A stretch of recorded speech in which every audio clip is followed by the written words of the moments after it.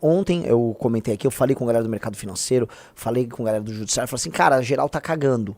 Hoje de manhã, quando descobriram o que o STF pode fazer com ativos americanos aqui no Brasil, aí agora os bancos descobriram, o Bovespa caiu, que eu não sei se vocês viram, e o Bovespa caiu 2% em um dia, né? Ela saiu de e perdeu 2.808 pontos, né?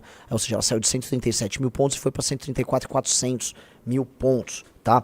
Em resumo, a Ibovespa, né, a Bovespa caiu, os bancos em especial estão aí perdendo 1, 2, 3%, tá? O Banco do Brasil está em 4,75% de perda, o Banco BTG Pactual, não é o BTG Pactual, a B3 está com 3,95% de queda, tá na tela essas coisas? Tá na tela. Então, né, todas essas coisas estão rolando, eu vou comentar, ontem eu soltei um áudio lá no grupo, né, no Valete Plus comentando, olha, tá, o clima ali dos caras tá de feijoada, mas essa informação nova, é por isso que eu, graças a Deus, botei no final do áudio e falei, gente, é isso que eu tô sabendo hoje, amanhã pode ser outra coisa completamente diferente, isso aqui é uma grande treta, e é até, assim, pega o minuto final lá do Valete Plus, do meu áudio, justamente pra gente tratar disso. Mas não é exatamente isso que move a indústria brasileira, tampouco a economia brasileira, ainda que naturalmente seja muito triste ter empresas brasileiras afetadas por isso. Então, meus amigos, né, a roda andou, e pode parecer para muitas pessoas, e talvez nos pareça aqui, que no que toca o capitalismo financeiro, hoje essa máquina impessoal de circular dinheiro pelo mundo, as consequências do despacho do Dino foram poucas ou nenhuma, tá? E isto pode denotar, que é o que eu volto a colocar aqui, que o Trump tá mais brincando de ajudar seu grande aliado Bolsonaro do que qualquer outra coisa. Vamos acompanhar, né, os próximos capítulos. Pode ser que tudo isso que eu falei hoje, as informações que eu obtive, caiam. Então a gente tem que ter uma humildade para tratar as coisas. É o que eu falei. Sempre falo isso, tem que ter humildade nesse jogo. Mas a reação dos mercados, a reação dos agentes não bate com, vamos dizer, o drama do despacho do Dino, tá? Então bora. Vamos lá, a informação nova que nós temos hoje, né? Essa é uma matéria comentando, tava até lá. Aqui, ó. Lei Magnitsky, o temor dos banqueiros com a queda de braço entre Dino e o governo Trump, tá? Isso aí saiu às 4 da manhã, foi isso? Isso, 4 da manhã. Então, assim, meteram às 4 da manhã, provavelmente a matéria que iria pro jornal, e aí eles já soltaram na madruga e já chegou rachando o coco no mercado essa matéria, tá? Só pra começar aí, né? Abre aí, risão. Ações de bancos se valorizam com receio sobre a atuação da Lei Magnitsky. Investidores operam de olho em desdobramentos da decisão do ministro Flávio Dino sobre a atuação da Brasil. Beleza. Blá, blá, blá, blá, blá, blá, blá. Por volta. Blá, blá, blá. Pouco depois das 14 horas, os papéis do Itaú caíram. Blá, blá, blá, blá, blá, blá. Ontem o ministro Flávio Dino soltou. Blá, blá, blá. Na interpretação do mercado, vai ao final. A lei poderia afetar também bancos brasileiros que tenham operações no ZEU, como captações ou ações listadas em bolsa. Para Rafael Passo, da agência analista da Jax Investimentos, a escala das tensões institucionais sobre o tema pressiona os ativos de forma geral nessa terça, em particular os bancos. Desde que tivemos a institucionalização da Lei Magnitsky, poderíamos ter esse contágio em prêmios de risco institucional entre estatais e bancos. Hoje, o que a gente vê nessa pressão mais baixa, especialmente desses bancos, é reflexo da escalada aqui entre STF e Estados Unidos. E, de forma generalizada, vemos esse mau humor quando olhamos a curva de juros e câmbio. Em relatório, Ettore Sanchez, economia-chefe da Ativa, afirmou que o despacho de Dino é inoportuno diante da situação delicada entre Brasil e Estados Unidos. Blá, blá, blá, blá, blá. Foda-se, opiniões inúteis, desce. Conforme informou, é aqui que importa, tá? Informou a colunista Malu Gaspar, a situação tem causado preocupação não só nos investidores, mas também na cúpula dos bancos brasileiros, já que a decisão pode causar impasse na atuação das instituições financeiras. É isso, desce, tem mais coisa ou não? Acabou. Vamos lá, né? Tem um zoom de que caso a Magnitsky seja implementada contra os bancos brasileiros, em retaliação, o STF mandaria congelar ativos de empresas americanas em solo brasileiro, tá? Se isto for a resposta brasileira ao problema, é quase declaração de guerra, tá? Veja só, eu vou ler aqui. A decisão de Flávio Dino, que obriga os bancos a consultarem o STF antes de bloquear qualquer ativo ou conta de brasileiro determinada por estrangeiros, não é a única alternativa no arsenal dos ministros para responder à ofensiva de Trump sobre o STF. Nos últimos dias, os integrantes da corte vinham dizendo a interlocutores que poderiam bloquear os bloqueios, proibindo que os bancos brasileiros cumprissem as ordens estrangeiras, exatamente como foi feito agora. Caso a ofensiva escale, porém, os ministros já discutiram uma resposta ainda mais grave: bloquear ativos ou contas de empresas americanas com interesse no Brasil. Desce. Por hora, essa ainda é uma hipótese, mas na semana passada ela foi mencionada algumas vezes pelos ministros a diferentes interlocutores, sem detalhar como isso seria feito e nem quais empresas ou instituições poderiam ser atingidas. Para uma ala do STF, especialmente a que corre mais risco de sofrer sanções de Trump na esteira das restrições amorais, é preciso mostrar aos Estados Unidos que o Supremo não está inerte e tem instrumentos para reagir. O clima interno, que já era de indignação, ficou mais acirrado depois das reuniões entre os ministros e grupos de banqueiros, cujos relatos foram publicados em diferentes reportagens nos últimos dias. A gente comentou, nós somos uma dessas no Valete Plus para falar para vocês. Como informou o Bela Megali, os ministros ficaram irritados com o vazamento dos detalhes das reuniões. Mas, em conversa com a equipe da coluna, alguns deixaram claro que o que mais irritou foi a sugestão dos banqueiros de que não havia nada a fazer senão obedecer às restrições da Magnitsky. Acham que somos teleguiados e que não podemos fazer nada, que não temos como reagir, chegou a dizer um desses ministros. Os americanos também não têm empresas no Brasil? Acham que elas estão imunes? Conforme publicamos na semana passada, os ministros do STF tiveram uma longa... o Xandão, Mendes e Zanin tiveram uma longa e tensa reunião com um grupo de banqueiros sobre alcance... Foi a reunião com quem? Com quem? André esteve semana retrasada, tá? Longa e tensa reunião com um grupo de banqueiros sobre o alcance da Magnitsky e as sanções impostas por Trump ao Brasil. Na conversa, eles ouviram que, mesmo que quisessem, os banqueiros não poderiam driblar os bloqueios, porque o sistema financeiro internacional é interligado e as punições às instituições que não cumprem as sanções são muito graves. Descumpri-las não seria uma opção, porque representaria um baque insustentável aos negócios. Os ministros não gostaram do que ouviram e nos bastidores vinham dizendo que reagiriam. A primeira iniciativa foi a decisão de Dino, mas se a guerra entre Trump e Moraes continuar escalando, mais determinações do Supremo podem vir aí, tá?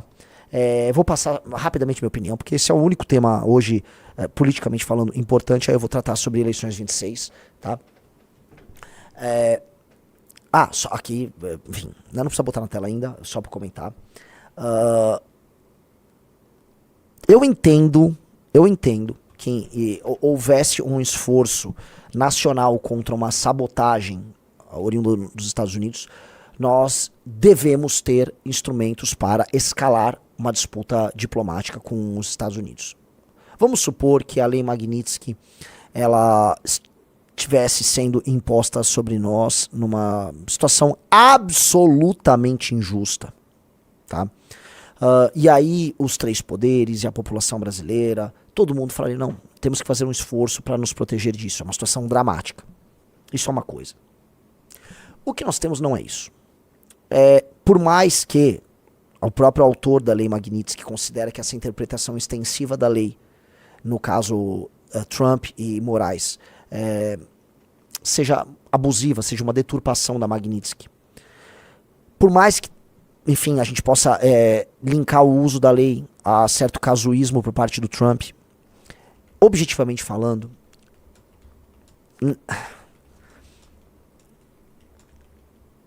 há uma concentração de poderes por parte do STF e há uma espécie de deturpação de um espírito normal da nossa democracia por conta dessa concentração. Naturalmente, a face mais visível dessa concentração e o problema mais óbvio dessa concentração é o que está rolando aí com o caso Magnitsky. Com o caso, Bolsonaro que o Trump torna isso, vamos dizer, a face, né, que importa para ele, mas não é o caso. O STF está cruzando linhas em muitos temas. Basta ver o que rolou com o IOF. Basta ver todos os temas que são deliberados e tocados pelo STF. Mas isso é o fim da democracia? Não é. O Congresso dispõe de meios de ação, o Poder Executivo dispõe de meios de ação, mas eles não agem, né? Então fica tudo muito complicado para a gente cadenciar e atuar e discutir sobre o assunto, porque eu olho assim e falo, porra, né? Não é exatamente uma ditadura o lugar que nós vivemos. O interesse do Trump não é em salvar nossa democracia, é em obter acordos vantajosos para os Estados Unidos e, naturalmente, ajudar um aliado dele no Brasil. Então, eu gosto e não gosto do uso da Magnitsky. A Magnitsky tem um efeito de, talvez, mudar o balanço de poder nessa concentração de forças que envolve o STF.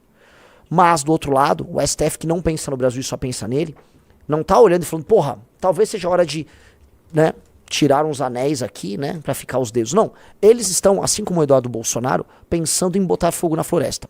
Que é o que eu jogo aqui, né, eu quero colocar. Não há, da parte de nenhum dos agentes nessa disputa, do PT, do Donald Trump, dos Bolsonaro, do STF, interesse no Brasil. Reparem que é um joguete e sempre as vítimas serão vocês. Olha, o STF vai congelar ativos das empresas americanas. Tá, essas empresas poderão ter danos. Algumas poderão ter danos gigantescos. Mas definitivamente os que sofrerão o maior dano serão os brasileiros. Já parou pensar nisso, Riso? O dano ficará com quem no final? Ah, vou congelar os ativos da Google. Beleza, a Google vai tirar a operação dela do Brasil. Nós sairemos perdendo. Ah, não, vou congelar, sei lá, os ativos da Ford no Brasil. Tá, a Ford vai sair perdendo.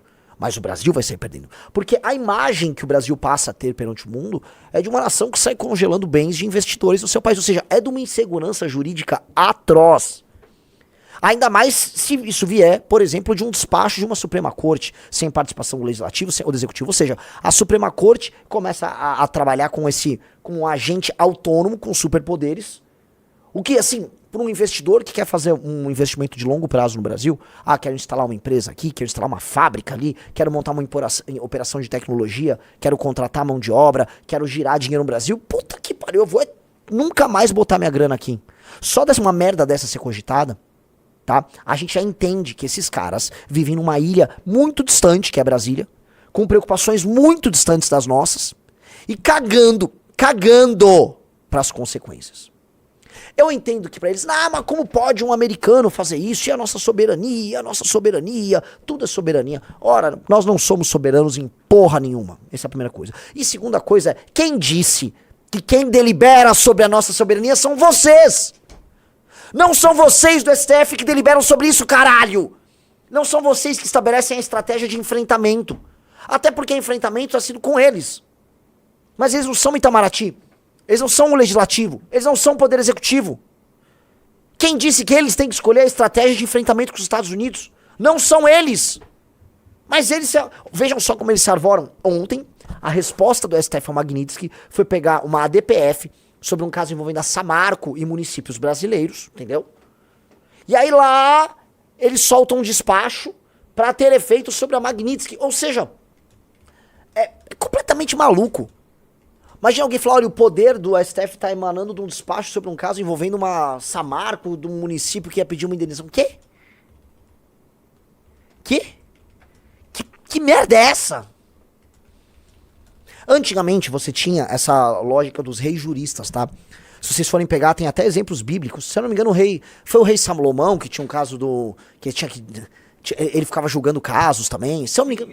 O rei Salomão. Das duas mães, né? Antigamente, o próprio Júlio César, quando ele adotou um caráter quase de rei em Roma, tá? No pequeno período que ele, enfim, comandou Roma, ele adotava um papel de jurista também. O papel do juiz e do rei se misturava, entendeu? O rei era um rei jurista. Isso acontecia na antiguidade. Aos poucos, isso se afasta. E o rei e o jurista tornam-se figuras diferentes, entendeu? A ideia da tripartição dos poderes e a criação de um poder autônomo para o judiciário ajuda a separar esses papéis. Quem julga não é quem executa, quem comanda, ok? A ideia republicana atual parte dessa premissa. No Brasil, né, por várias razões, nós temos um regime completamente anômalo. E aí você tem superpoderes concentrados na mão do judiciário. E aí o judiciário, como ele não pode emitir igual um presidente da república um decreto, e aí manda pro parlamento, não, ele não pode. Então ele tem que pegar um despacho de uma ação, e aí fazer política, exercer poder através de despachos. Isto é uma insanidade, isto é maluco! Fora que é criminoso.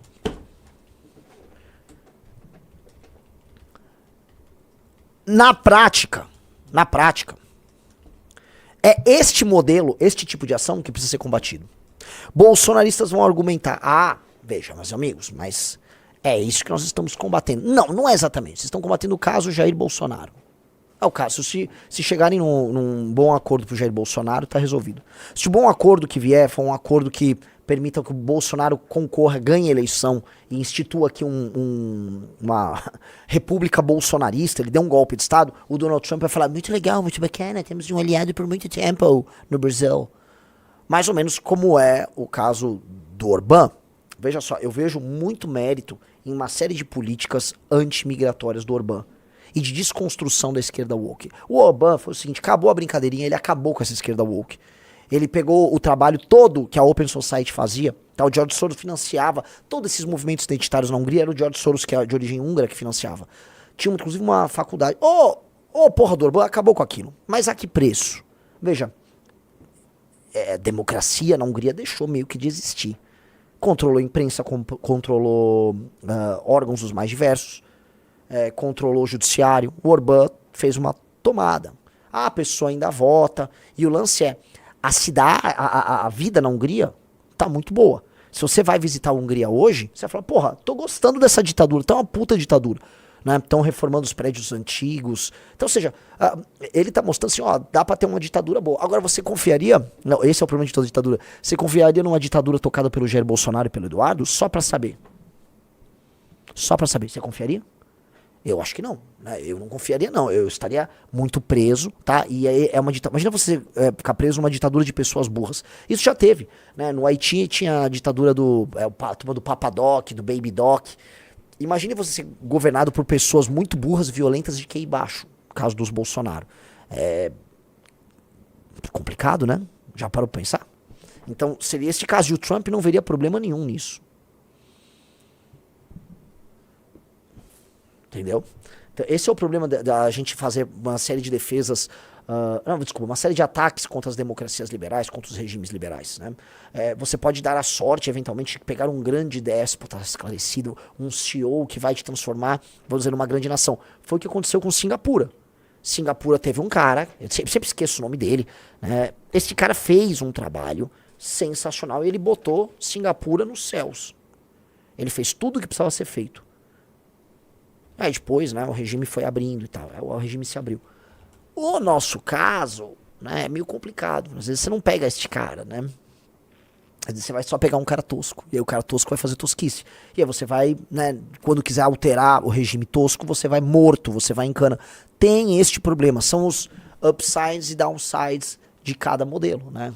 E se eu desse sorte, né, de ter um regime em que uma pessoa incrível tivesse plenos poderes. Poxa, né? O problema é que quase todos os casos, para, né, você ter esses poderes, você tem que ser oriundo de um meio militar, então você em geral é mais violento e patrimonialista do que, de fato, um gênio da gestão. Então a chance, na verdade, de você implementar um regime merda, ou de você viver num regime merda, é muito maior. E a pior parte é que você não tem como se defender. Então, é o Lee Kuan Yew, é ele mesmo. Esse cara, né, imagina se o Brasil tivesse tido um cara desses, né?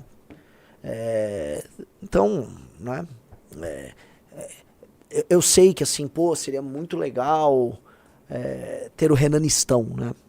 Mas hoje a maior chance de você ter se tiver uma queda do regime, uma implementação de algo diferente, você poder ter imagina um Eduardo Bolsonaristão, tá? Com uma polícia secreta do governo sendo administrada pelo Carluxo. Vocês acham que seria bacana? Tô perguntando com carinho aqui. Vocês acham que seria legal? Hein, Riso? Eu não. Então tem que tomar cuidado, tá? Eu coloco essas coisas aqui, eu tô falando isso direto olhando pra câmera, tá? Aqui na nossa live não vem com conversinha e o jogo aqui não é se adequem, aceitem um lado e comecem a trabalhar pra um lado, como é o que pedem, né? Não vire do lado do Eduardo Bolsonaro e do Carluxo. Eu vou apoiar eles. Não, porque o Xandão é um problema sim, mas o Eduardo topa assim, o Brasil se destrua em nome da salvação dele e do pai dele, pra depois eles tentarem um regime autocrático. Eu não sou a favor disso. Você é a favor? Você que tá assistindo? Não, então fique do lado dos soberanistas, do Dino e do Alexandre. Não, esses caras também estão topando estourar o Brasil pra se defender do Trump. Entendi. Todos eles querem nos fuder. E aqui eu começo a tratar do título da live.